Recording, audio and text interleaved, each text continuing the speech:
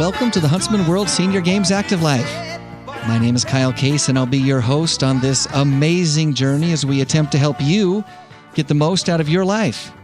Joining me in the studio today is my co-pilot, Jeff Harding. Jeff, how are you today? I'm just great, Kyle. How are you? And welcome back. Thank you. Thank you. I took a week off last week. Yes, you did. And had a great time. I went to a conference up at Brigham Young University, and I got to represent the games there and also learn some things. It was great.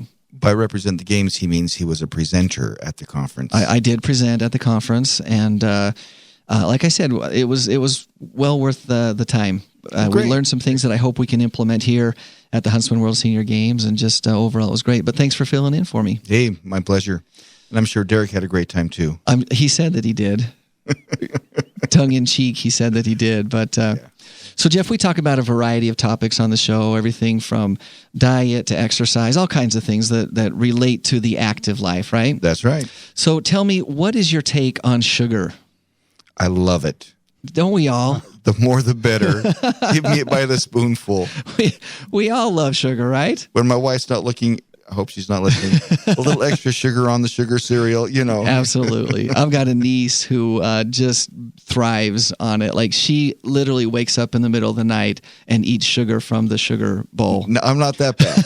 I am not that bad. But, I mean, really, I do enjoy sugar. Sure, of course. We all do, right? Right. So here's the thing. In this day and age, sugar is somewhat maligned as, from a health standpoint. Wrongfully accused. It's wrongfully accused. Well, I'm not sure. We're going to talk a little bit about that. But in moderation, sugar is actually essential to our bodies. Right. And you said that you have a very distinct and strong taste for sugar. Well, let me tell you why. Do you know why? No. Tell me. I'm going to tell you. There's actually a reason. So our ancestors, they really relied on sugar-rich foods to survive. For the carbs. And if you're a hunter and gatherer on the plains of Africa, you need energy. That's right. And also during hard times, you need some stores of fat. That's right. And so these sugary fruits and all those things really helped the species survive, if you will. Mm-hmm. Those who didn't get the sugar just didn't make it. They didn't have the extra fat stores. They didn't reproduce, and therefore they didn't make it. And so consequently, today we have this really overwhelming taste for sugar. So I can tell my wife it's actually in my genes. It's not your fault. It's in my genes. It's in your genes. That's right. That's where it comes from. So obviously, unfortunately, not only do we have this great taste for sugar, but it's so abundant that we overdo it. Yeah, guilty. Yes, and especially here in America. Mm-hmm. And there's many detriments to having a diet that's too high in sugar. Not the least of which is overweight and obesity, mm-hmm. Problems with your teeth, those kinds of things. But there's other things that sugar. A diet high in sugar can lead to. So I want to talk about 4 things that are maybe surprising that sugar can really be a bad news for. So you're really going to kill my buzz, aren't you? I'm going to. Okay. Let's go for it. I'm going to. Number 1, sugar can be bad for your heart. Now, not just because maybe you weigh too much and it's harder to get around, but when sugar enters the bloodstream at high levels, which is what we tend to do, especially here in America, it has a very adverse effect on the heart. The actual muscles of the heart. Yes. In a 2013 study published in the Journal of American Heart Association, researchers found that large amounts of sugar, particularly glucose, stressed out the heart and decreased the muscle's function. I'm going to have to apologize to my heart. Yeah. So if that's left too long, it can eventually lead to heart failure. Now, doesn't that seem ironic that the gift most often given at Valentine's Day is a chocolate heart, right? Sugar, yes. I was going to say, even though it's shaped like a heart, it might not be so good for you. So there's the first thing. Okay. The second thing, brain. Do you know that sugar can adversely affect your brain? I can see that overdosing on sugar kind of could be a problem, right? Messes with the synapses up there. And it does. It does. They did a study. They found that diets high in sugar affected the neurons and the behavioral plasticity associated with a certain chemical in the brain. So in other words, the chemical that allows us to effectively form new memories and store new information was messed up when we had too much sugar. Sugar stupor. Yeah. That's so I can legitimately claim I have no recollection of eating sugar. I don't remember it. I mean, if you say so, but I don't remember it. So, and they've also found, this is kind of scary too, but other research has also linked low levels of this particular chemical that sugar messes with. It's been linked to depression and even dementia. So sugar, too much sugar can actually make you depressed? That's what they're saying. That's what they're saying. Wow, counterintuitive. Yeah, it is. Number 3, this one was a surprise to me. I think common sense would say, yeah, it's, you can see it not being good for your heart, maybe not good for your brain. Mm-hmm. Arthritis. Would you have made the connection there? No, absolutely not. Yeah, that was a surprise to me as well. But arthritis is a term that we use that describes a wide variety of joint pain that is mostly associated with inflammation. Right. And elevated levels of processed sugar can increase the inflammation that causes joint pain. And so those who suffer from chronic arthritis are advised to keep their sugar consumption low. And, obviously those without arthritis should do the same thing, but it leads to inflammation and that hurts your joints. That was new to me. That's new to me too. That's really interesting. Now here's the last one that was also new to me. You ready? I don't know. My buzz is totally gone now, but go ahead, lay it on me. You want to go have a Snickers and a can of Coke right now? Not anymore. Okay, so we talked about arthritis and inflammation and sugar causing inflammation. Mm-hmm. Sugar causes inflammation throughout your whole body, not just in your joints. And so consequently, inflammation breaks down collagen and elastin in our skin. So the droopy skin is because of sugar? The unfortunate result is that it accelerates the aging process and it increases sagging skin and wrinkles. Wow. See, I thought it looked pretty good for a 70-year-old, even though I'm only 50. You look great for a 70-year-old. You look excellent for a 70-year-old. But yeah, too much sugar can actually lead to wrinkles. That was a surprise to me as well. So, in addition to that, those with who enjoy a diet that's high in sugar are more likely to develop insulin resistance, and that can cause excess hair growth, as well as dark patches to appear on the neck and in other areas. Excess hair growth where? Now, the study didn't specifically say. If it's on the top of the I head, wish it were on the top of my head. I wish, but no, probably where you don't want it. Which on is your back, pretty much anywhere below the top of the head. On your back, places like that. So anyway, 4 reasons to enjoy a diet that is lower in sugar. Moderate in sugar. Yeah, no, again, I think if you say to yourself, well, I'm just never going to eat sugar again, I think we all know that's not sustainable. That's not going to be something that you're going to be able to do. Well, it's in places you don't realize. So. Right. Yeah, so you're going to get it. Even when you try to avoid it, you're going to get it. Right. The key, I guess, is, like you said, moderation. Everything in moderation, right? Yeah, I'm going to have to cut back on my snickerdoodles and my Snickers. Maybe just a little.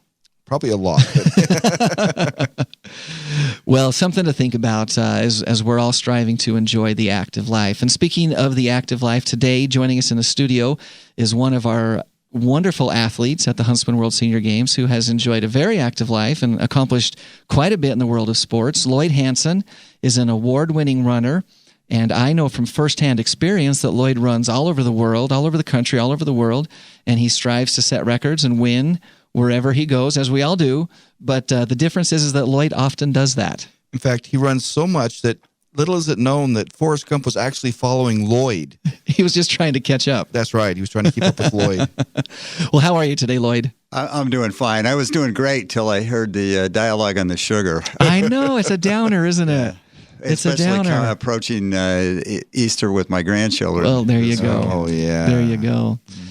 Well, Lloyd, we're glad that you could be with us. Lloyd has participated at the Huntsman World Senior Games, and he ran in our road races and participated on a triathlon team. And we're excited to have you with us. So I want to get to know you a little bit better. Tell us, have you always been a runner, or were there other sports that you did as you went along? And how did you kind of get to be a world-class runner that you are? I actually started pretty late in life. And first I should admit I'm 66 years old, okay? So I'm perfect probably age. Not the typical runner that you have here. I started running about 10 years ago. And let me just give you a little bit of background. When I graduated from college, I was very heavily focused on my career. Yeah. I went to work for a wonderful company, the Ford Motor Company. I worked there 33 years. Oh, wow. really enjoyed the job. It was a great experience. It was exciting, but it required about 70 hours a week. Very demanding. A lot of travel, Very time-consuming. a lot of very time-consuming, and I didn't really have time to exercise very much, and my fitness was really a bit of a disaster. Yeah, it suffered. I gained over 50 pounds gradually over those 33 years. Yeah. And I ended up with some cardio issues. I was hospitalized a couple times for about 2-3 days at a time.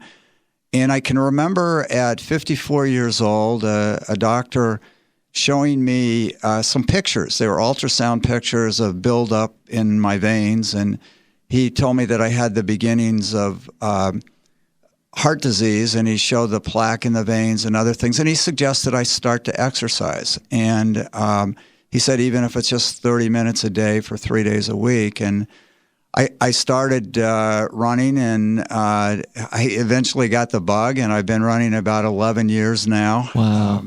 And it's been a great amount of fun. After about 5 years of training, I started to compete in national races and met a lot more people and have really enjoyed the experience. So you just started out just kind of, I've got to do something, and so I'm going to run, and that's what you decided to do, and then it eventually led to competing. Yeah, running's a really efficient exercise. Yeah. Where else in 30 minutes 3 times a week, which is where I started, can you really start to affect your fitness? Yeah, your overall health. And I have some friends who have called this wogging, okay? But what it really is it's it's walk for 2 minutes, jog for 2 minutes, walk for 2 minutes, jog for 2 minutes. And I started to do that right at the beginning because I didn't have enough fitness to be able to run any kind of distance. And I was surprised at how quickly the progress came. And within about a month, I was able to run for 2 miles. And then I, eventually started to enter 5Ks and other races, and really got the bug. Met a lot of friends who were participating in running, and today I train a lot more intensively than that. But it's really been a terrific experience. Wonderful. Now let me ask you this: you said that because of your career, it was difficult to exercise. I think we can all relate to some degree with that. It's hard. It's hard with family and work and everything that's going on. You went to the doctor. He recommended that because of what was going on with your body that you start doing something. Were you still working at the time, or had you retired? I was still working at the time, and I found it like all things, exercise is priority, and I found a way to fold that into my work. But after I retired, which was a couple years later, I was able to substantially increase my training and substantially increase the progress. But even during your working years, you still found time. So I think that would be interesting for people to know. Like, what did you do? Did you wake up early? Did you stay up later? How did you make it work? Usually late at night. Yeah. It was between about 9:30, 10:30 at night. There was a gym facility that had an indoor track, and I started to run there. I ran with a daughter that I had at the time, and that was really helpful. I think after about 3 months of running, we entered our first 5K together. I can still remember it was in 2004. It was in Fenton, Michigan. It was called a Bastille Day 5K. Okay. We weren't particularly fast, and in fact, we joke today, we got passed by a guy called a dribbler. And he's a guy that runs dribbling 3 basketballs at the same time. No. And he's really good. 3 basketballs? Exactly. And when the dribbler passes you, that's not a good sign. No. And Yeah. but we were absolutely thrilled to finish the race. It was really gave us a high, and I think was motivational. And we ended up doing about 4 more events that year. I think we finished with the Thanksgiving Day race in Detroit. They have an annual parade there, and they have thousands of runners, and that was a great experience as well. Now, Lloyd, how old was your daughter at the time? Oh, I'm trying to remember. Probably about 19 years old. So what's really good about that is now she's on a different track than you were on. she started taking care of her body a little earlier, and that's great. Well, she did, and I and I don't recommend people follow the track that I was on. However, looking back over the last 10 years, I am very surprised at how fast the fitness can come back if you really stick with it. Now, the folks can't see like we can, but you are in great shape. I can see that. It's true. I think I've got more fat in my right leg than you have on your whole body. Well, people look at photos of me, and I am 50 pounds lighter today than I was then, and I run about 50 plus miles a week in terms of training, and I'm on a different kind of program to compete at the level that I'm trying to compete at. Right. Well, so I want to talk about that just a little bit. Lloyd, I think your story is so awesome, and it's such an inspiration because it feels doable.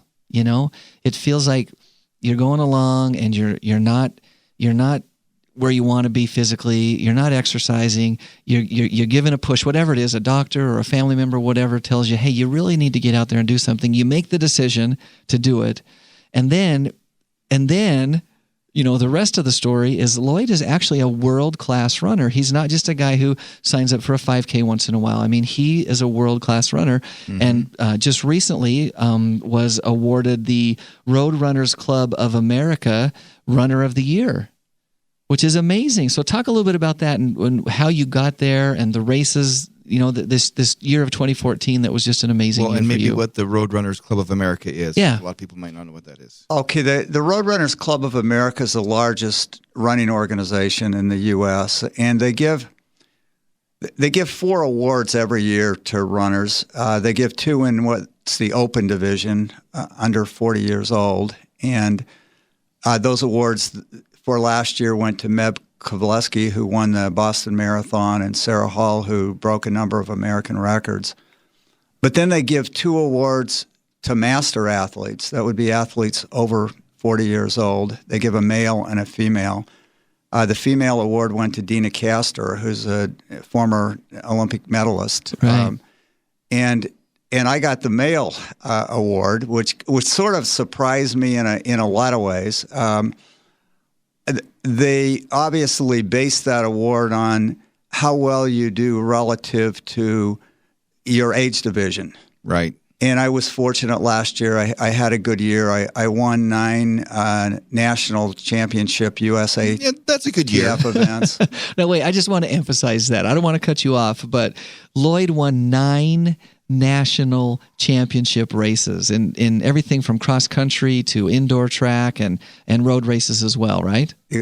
Exactly. That is amazing. But probably, well, and I guess I would also say that I have a lot of friends that are very, very good master runners, and I do feel very honored to get this award. On the other hand, there are many other deserving master runners out there who, relative to their age divisions, do very well and do some very, very remarkable things. But congratulations. Really, I mean, that's amazing. That's really an honor. That's really amazing. Thank you. For the Masters division, that's 40 and over. So, you know, I mean, in the big picture, you're competing against people who are almost 25 years younger than you are, all the way up through, you know, much older as well. But what an honor. What an honor. That's great. And that's pretty rarefied air. The other folks that were winners or have been winners. I mean, that's some good company to be keeping. And it's a lot of fun to compete on the national circuit as a master athlete. I run with a club out of Ann Arbor, Michigan, the Ann Arbor Track Club. They have about 15 runners that are in their 60s and 70s, and they promote master running, and we travel as a team and compete in a lot of events. And, you know, I love to run with the clubs here in Utah. I run in Salt Lake City with a group called the Renegades. We do Saturday runs up to, 14 to 20 miles and a great camaraderie there. They have a terrific club here in St. George, the St. George Running Club. I ran with them this morning. Oh, you did?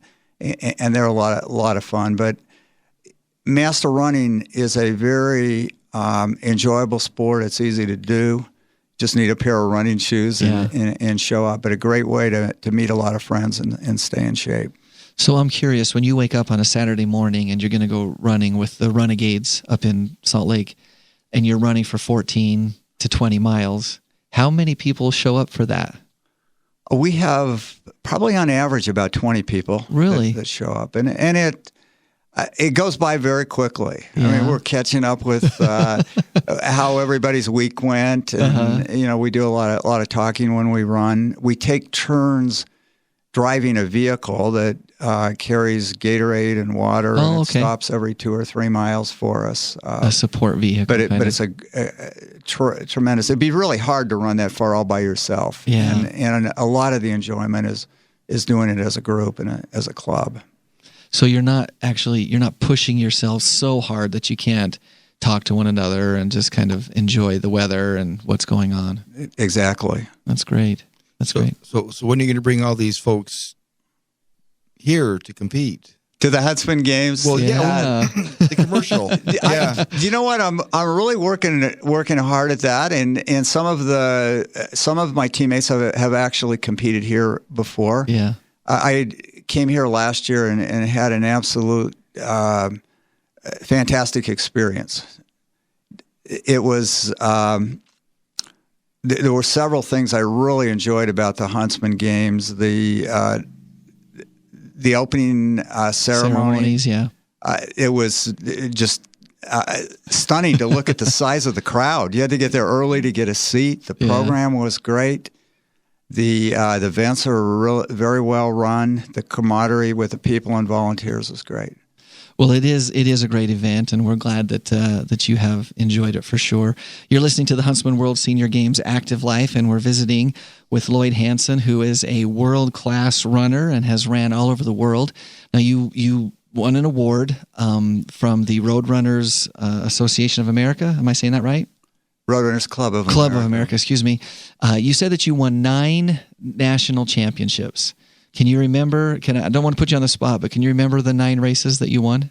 I can't. 4 of them were road races that ranged from 5K up to 15 kilometers. Okay. 2 were track and field events. One was a 5,000 meter, and the other was 10,000 meters. And 3 were cross country events. And all around distances, around the United States, and all around the United States and in various cities. They have the United States Track and Field has a national masters circuit. Right.